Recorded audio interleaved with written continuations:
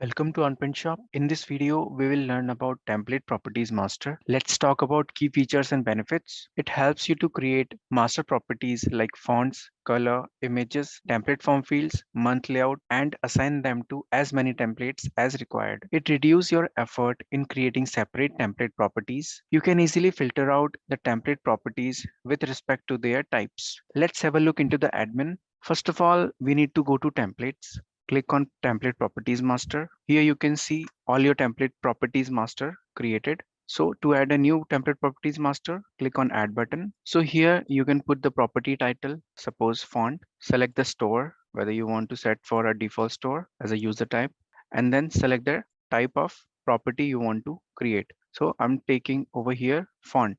So you can select all the fonts which you want to show into a template only. So suppose these 6 fonts I want to show into a property. So after saving it, here we can see there is a template properties master created. So this we can use into any template. So let's go to a template. Just click on action, click on template properties, and here we can see template properties master to choose. And here we can select from the drop down the template properties available, and here you can see the fonts. So when we save it and we click on preview, so in the designer studio, as you can see, when we select a font, then here only those fonts are coming which we have selected into the template properties master. So in this way you can create template properties master for color as well. So to add a color, just click on add button, put the property title, select the store, select type. Here we are taking colors. Just click on add button, choose the color coding. So here you can see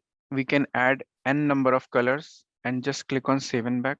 And then just go to the template properties master, click on colors, select template properties master and choose the template property master we created. So only these 3 colors will be visible.